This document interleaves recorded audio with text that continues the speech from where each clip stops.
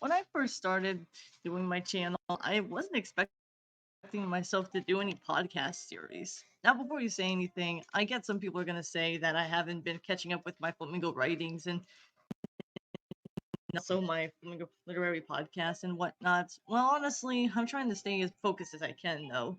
But I want to do this here Magical Girl podcast because this was part of my niche for a long time, though. And to be honest, I was inspired by Miss Gia. Now, Miss Gia, if you're watching this, I really thank you for the inspiration for having me do this year's series in particular. But you're all probably wondering to yourself, though, why magical girl shows? Like, why is this supposed to be a podcast? Well, it's mostly because, well, in case you guys don't know me, I love magical girl shows. I love watching them. I love enjoying the shows that they put out there. Just about a lot of stuff though. But I'm not gonna do this as a yearly thing though, like how my friend Mishia actually does with her series of May or May of those months. No, I'm not doing that. I mean, I want to do something that I actually want to do. While this month, yes, I'm going to be focusing more on these here podcasts of my episodes of Magical Girl shows. I still want to do something that's actually unrelated to what I was about to tell, though. Now, I'm not saying that all Magical Girl shows are like that, but honestly, I will say, though, a lot of them are pretty good. Well, things, though. I started watching them around my teen years, I guess you could say. But that said, however, there comes a time where I actually wanted about something like this because, like it or not, I'm a Magical Girl fan, and you can't stop me from enjoying them. Yeah, I do have other things I do enjoy, but I don't want to make this podcast as discombobulated as I can. No, keep in mind, this second podcast series is basically about Magical Girl shows in general. So if you don't like that series, that's fine. But I really need something to comfort me after that video I just did last week. Yeah. So I'm gonna be doing 13 for this month, and if I ever do other Magical Girl podcast episodes, they're gonna be more sporadic though. So at least keep that as a heads up though. But enough about that. Today we're gonna be looking at a Magical Girl series that I've been wanting to do for a while. So let's talk about Sailor Moon. Sailor Moon was the brainchild of Naoki Takeuchi. It is still running on to this day, though. Sailor Moon started out as a project that actually went somewhere around the lines, though, with that. Well, before they actually had a series called Sailor V, or codenamed Sailor V, that series never went anywhere, though. Sailor Moon was actually one of the biggest accomplishments that a magical girl could have, though. Now, while there were other magical girl shows like that, Sailor Moon was definitely one of those series that's influenced a lot of generations for years to come, though.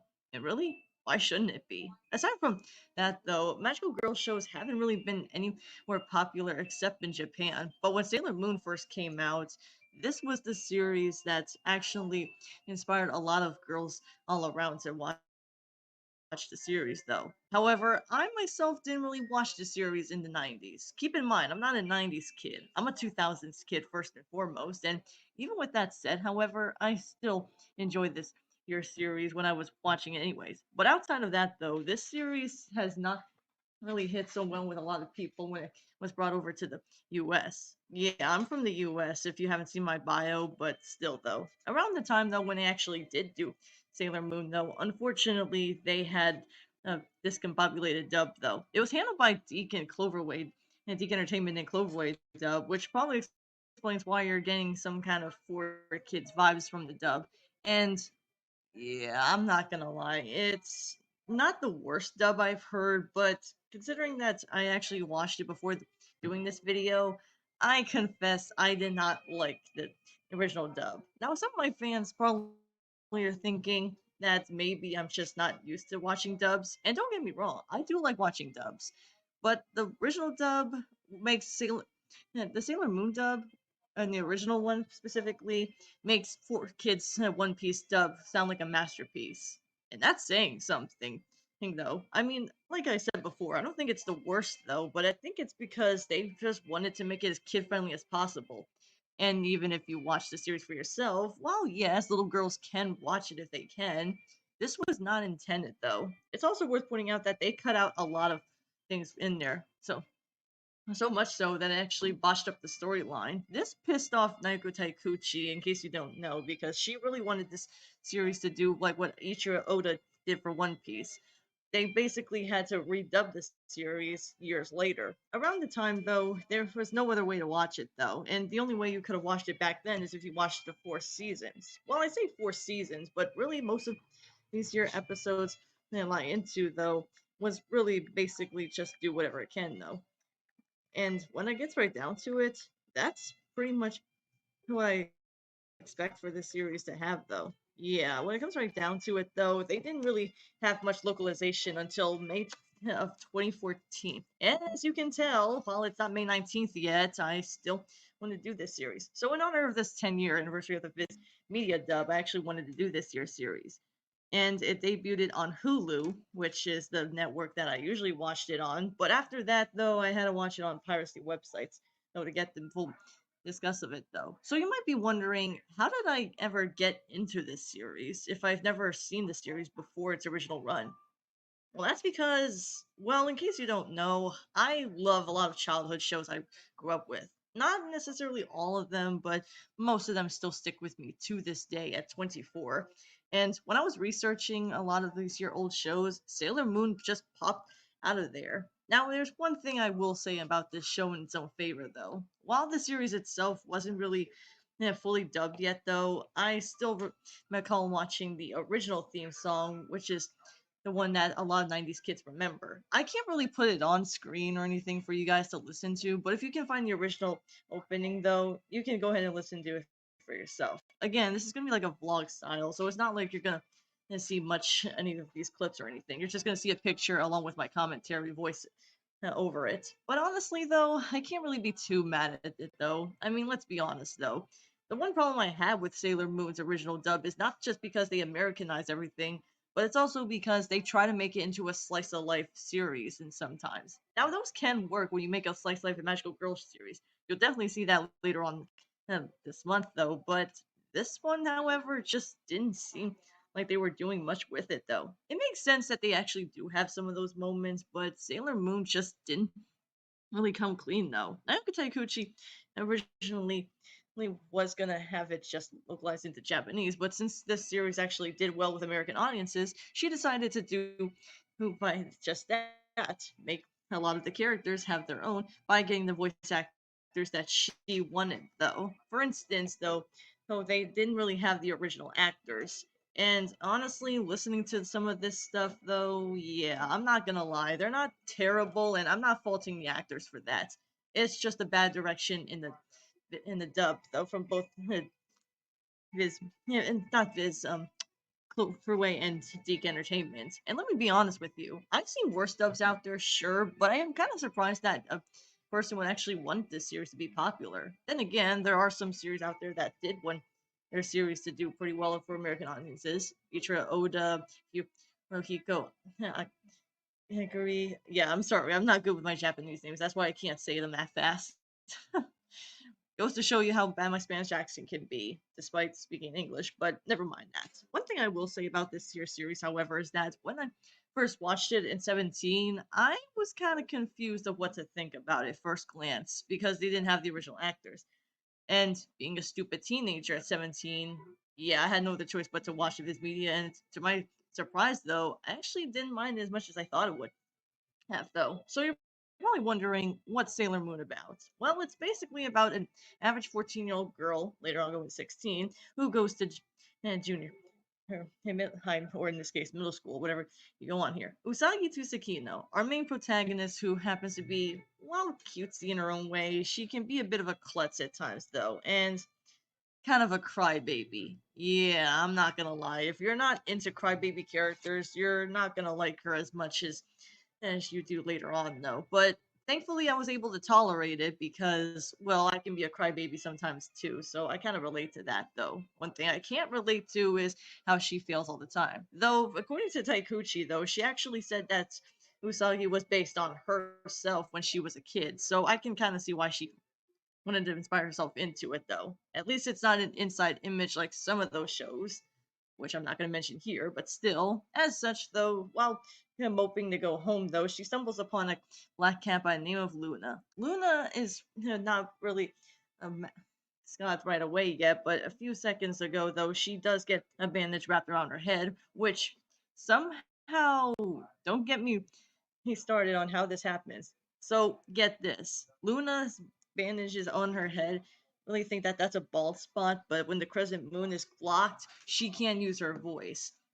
And yeah, I mean, maybe it's the side effect that maybe they're just trying to say that if she can't talk with anything like that, though, maybe they're trying to say something like that. But I wouldn't know because I'm no expert on that.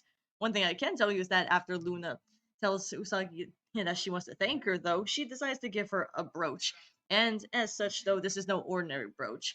This brooch actually helps her transform into the Sailor Moon Guardian that we've all been waiting for, though. And as the first episode goes from that, though, it just plays out what you do, though. Monsters of the Week series with all that going around, though, while making friends along the way. I wouldn't say it's always a Monsters of the Week show. They do have storylines here and there, but we'll get to that. As you can tell, though, as episodes go by, though, they decide to do whatever she, whatever they can to get more guardians. Though Luna is pretty skeptical at first, knowing that Usagi may bumble around the wrong people as such. But around the time, though, she does bumble upon some other characters, though, like Ami. Ami is, well, she's really the intellectual type, but unlike some other nerdy characters, she's pretty shy and bubbly for her own good, though. And at least she's not someone who's awkward, though. But she also has an allergy to love letters. I'm guessing she's shyer than Fluttershy, but moving on then. And I think I have to say, though, when she becomes Sailor Mercury, I immediately love the voice performance they actually do on her, though. I'll get to the voice performances in a bit, though, but for right now, we'll talk more about that in a bit.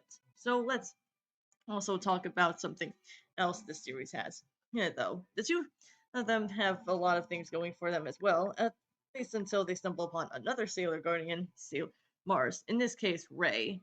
And yeah, for some reason in the original dub, they had to spell her name with Ray. Again, I'm not sure why you had to Americanize the names because, if anything, that just makes it all bumbled fucked up, in my opinion. As you can tell, though, Mars is one that, while she starts off hot tempered, it's mostly because everyone shuns her away because of her own psychic abilities. Yeah, she can also predict some things that really don't come until much later on, though. But hey, we have to have a psychic one somehow. I didn't know this while going in, though, but it actually does show that Aries can be a bit of a psychic at times.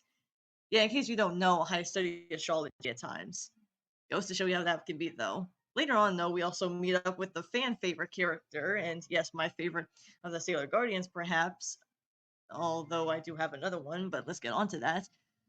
Makoto. Makoto is, despite being very tall and very rambunctious of her own attitude, though, she actually does have a very soft side to her. She's known as the Jupiter Sailor, and as you can tell, though, while she does feel really upset, though, it's really because her parents died when she was very small, so she really doesn't have a lot of friends despite of all that, though. But even with all that, though, anyways, I kind of relate to Sailor Jupiter in some way, shape, or form, though. You would think that, despite being a tomboy, she would be rebellious and on her own good, though, and just not stick with her friends all the time, though, like that.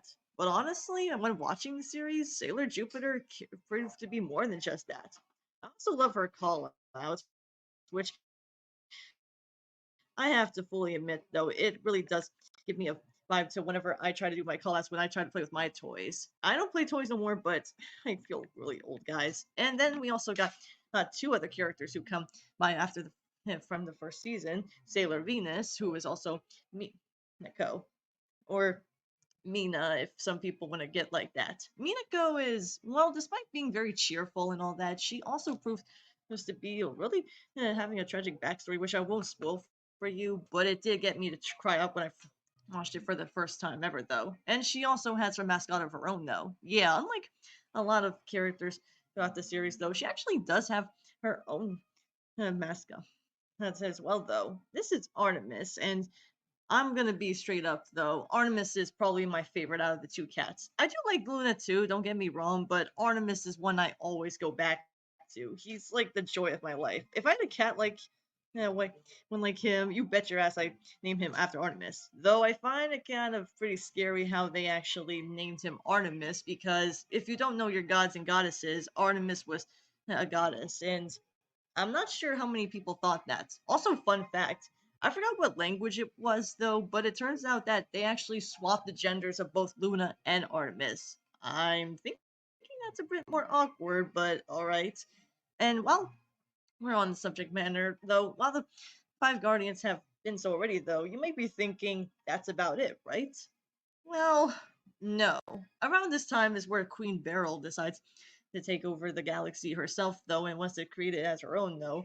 But while Sailor Moon and her friends try to go ahead and try to reach out to them by just doing whatever they can, they decide to go ahead and stop Queen Beryl before the whole galaxy gets all wasted, though. Now, you may think that Sailor Moon may be stopped to just one villain, and that's about it, right?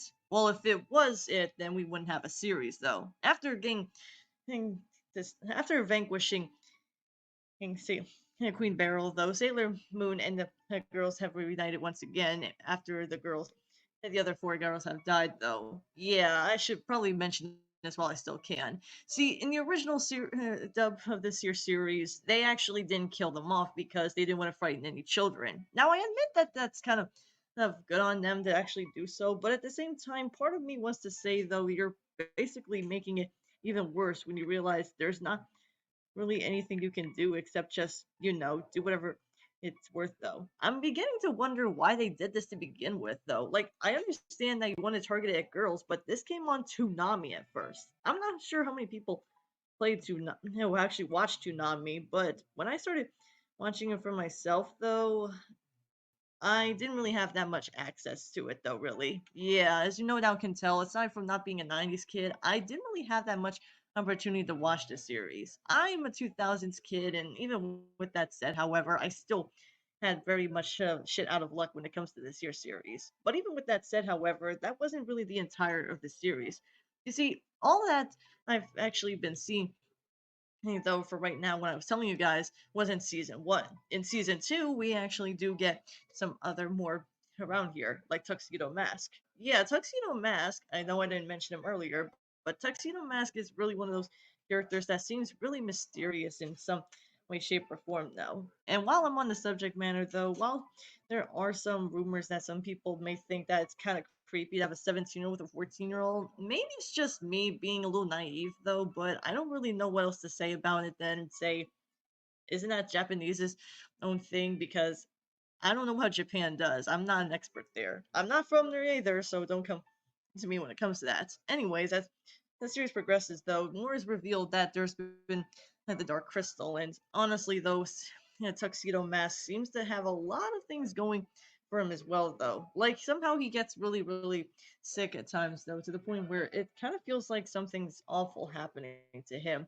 But then when Sailor Moon, or in this case Usagi, tries to cheer him up in somewhat, he immediately shuns her off, though, and feels like it's a breakup. Yeah, it's one of those kinds of breakups where Usagi feels like she's not worth of anything, and as such, doing so already, though. But honestly, aside from that, though, I can't be too mad at Usagi. I went through multiple breakups as a kid, so I can really see where she's coming from. I mean, let's face it, guys. Wouldn't you be in this scenario if you were in her shoes when you get broken up by somebody, though? Granted, I do have a girlfriend now, but that's beside the point, though. I mean, later on, though, we do get to see another character who does come along the way, Chibi Usa. And all jokes aside, though, a lot of people tell me that in the West, Chibi Usa is the worst of the Sailor Guardians, but honestly, I never viewed it that way. Yeah, she can be a bit tantrumy like a normal kid would be at times, though, but keep in mind, she really wants to go back to her family again, and as such, though, it's really hard not to argue with where she's coming from. I mean, let's be honest, though. As a little kid, we all go through the situation where we want to see our parents once again, though. Even if our parents do fight every so often, though, deep down there is something we still love about them.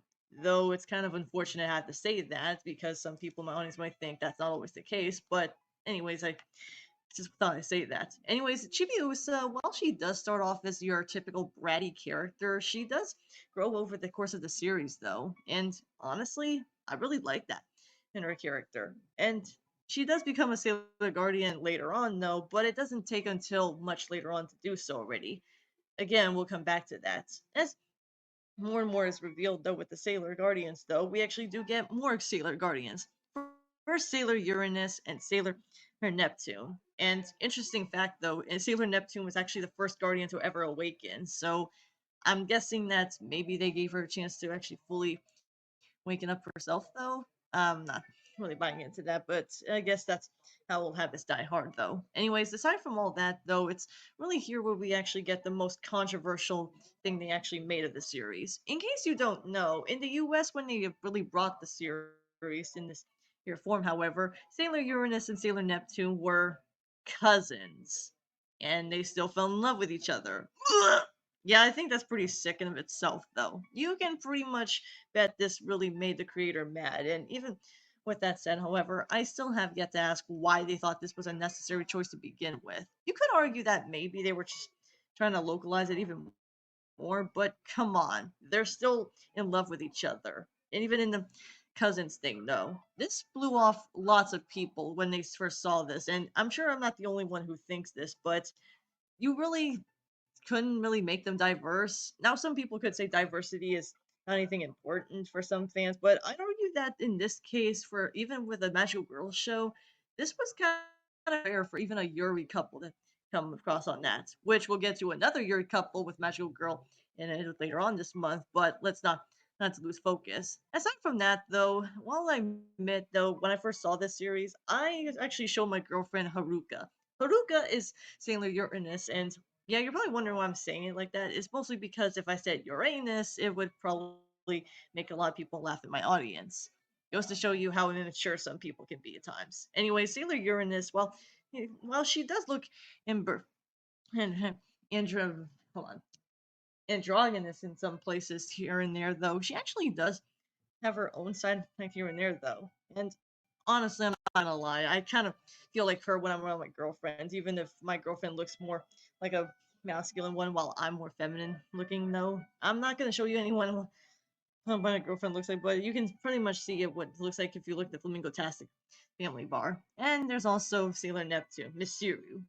And I'm sure I'm pronouncing it wrong, but please kill me if I did so already, though. Anyways, Miss Chiru, or Sailor Neptune, was also the water, and you can definitely tell she looks pretty elegant in her own way, though. I'm not going to go into detail about how I feel about these here characters because most of them are pretty much in their teenage form, so I'm not going to do so when it comes to that, though. And of course, I couldn't go without saying this, though. We also got that's also the other characters that we do so already, though, like Sailor Pluto. And yes, I know Pluto is no longer a planet, but for this series, they had no way of knowing that. Yes, Pluto became a dwarf planet in 2006, but I still count it as planet even for this series. Anyways, Setsuna, yes, again, I don't know how to pronounce these names, so forgive me, is decided to do not just that for herself, though. She really can't go anywhere else except stay in one place, though. And honestly, though, it's pretty sad when I get to see a little more of this inside of her, though. Like, you actually do get the feeling she does want to go to some place, but after a while, though, she can't really do much about it because she has to stay where she has to protect her own era. And it's really tragic when you get right down to it, though. I mean, think about it. Wouldn't you be pretty sad if you couldn't go anywhere outside of your own era, though? But there was also a little girl character who actually was born into something else, though. Hatoro. Hatoro is, well, honestly, you can definitely tell that's Sailor Saturn. And as a kid, I kind of have to ask myself why she had to be so emo, but she wasn't really emo to begin with, though, in the first place, though. I don't know why they included that in the original English dubs, but from what I can tell, though, they really botched up a lot of things, though, when it comes to it, though. Anyways, Haturo herself, while she does seem like she has a lot of things going for it is, though, it's really revealed that, well, this is going to be a spoiler for if those who haven't seen it, was actually compromised by some kind of following of a laboratory accident in her youth, though. And while on the subject matter, that's what made her become to be, though. Oh, when she comes to be sweet and lonely at times, though. She befriends Chibi Usa, and I'm not gonna lie, these two are pretty good as friends, though. You can argue with me all you want in the comments that they're not meant to be friends all you want, though. I still think their friendship is pretty sweet. But it's here where I have to stop for a second. So, you might be saying to yourself, why am I talking more about the characters and not about the story arcs and everything like that?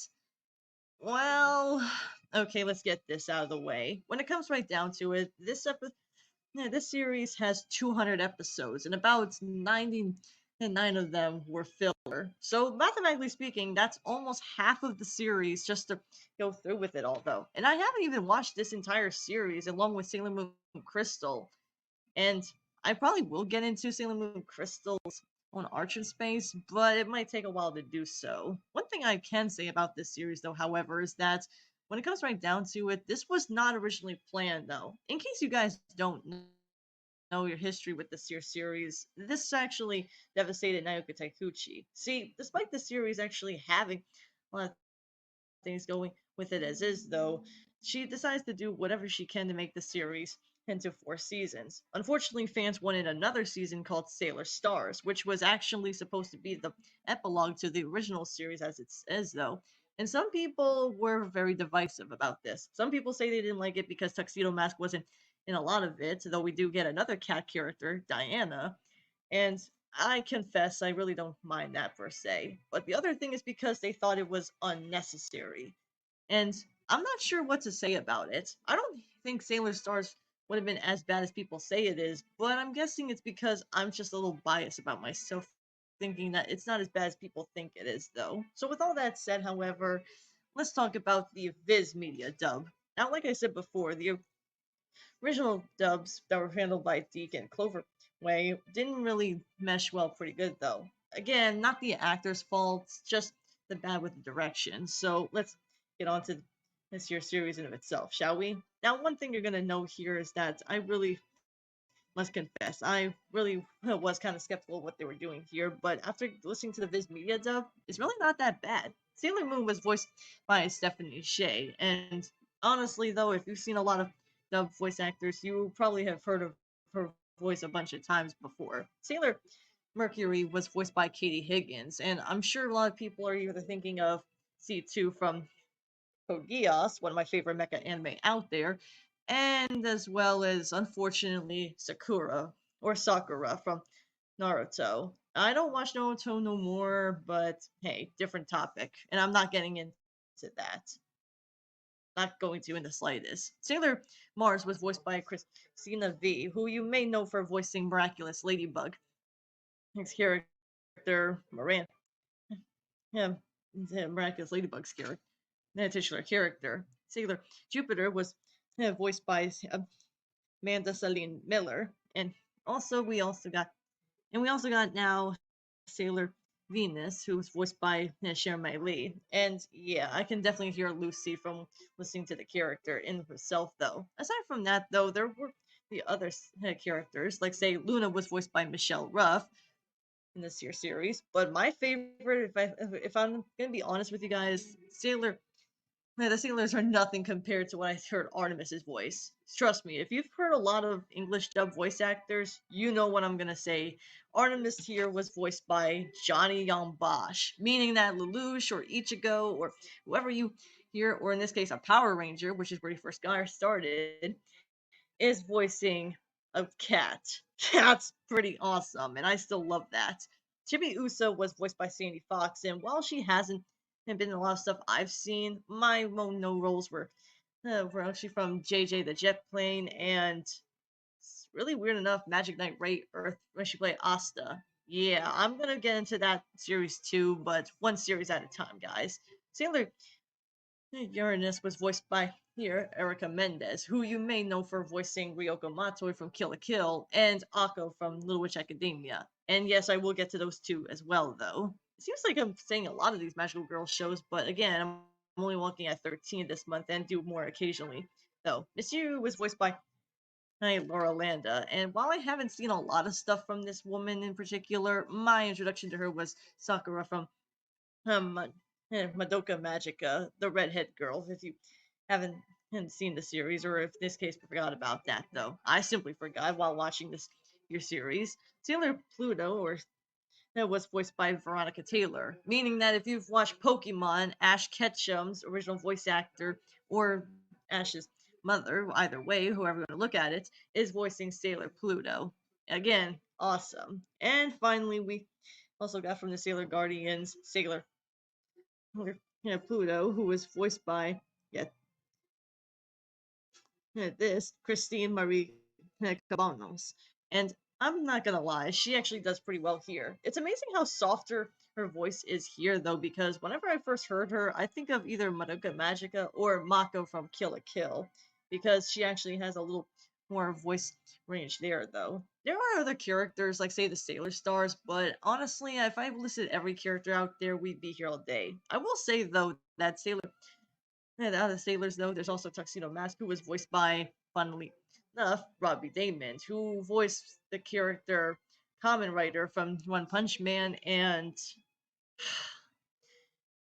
one of the Sway Sway from the Breadwinners. Yeah, I'm not a fan of that show, if anyone's gonna ask that, but hey, that's what you get when you have a resume. So aside from that, though, Sailor Moon is still a pretty great series, in my opinion. I wouldn't say it's the series for everybody. If you're not into magical girl shows, or in this case, if you're not into something that's overrated, Sailor Moon is probably not the one for you then. But honestly, though, I love the legacy of this series, though. It's amazing how much she put Naoko Taikuchi and herself put a lot of effort into this. The animation, while it's done by Toei Animation, still stands out pretty well. And honestly, I really can't think of a better series than this to actually do so already, though. Now, I will say, though, while the series may not be perfect and has a lot of filler episodes, if you squint a little hard, this series may be the one for you if you want to see any girl power shows for itself, though. I know it actually helped me out. So you're probably asking yourself, why was this the series that actually made me really want to talk about Sailor Moon in the first place, though? Well, I think it's because deep down, this is one of those series that actually lifted me up in my high school years for a bit. Again, I did stumble upon this around 14 or 15 on YouTube, but around that time, though, I was going through a lot of stages, though. I didn't really have a lot of friends. I was mostly with my girlfriend and our friend together, and as such, though, I didn't really have a lot of things going for it as is, though. So when I stumbled upon Sailor Moon, that was actually where I started saying to myself, everyone's keep talking about this show, and I'm gonna see how good it truly is. And the moment I saw this tier series, I didn't regret it. Sailor Moon Crystal, however, okay, I'm just gonna say this now. At the time of this recording, I have not yet finished it though, but from what I've heard, it's basically Full Metal Alchemist if it was made into a shorter series.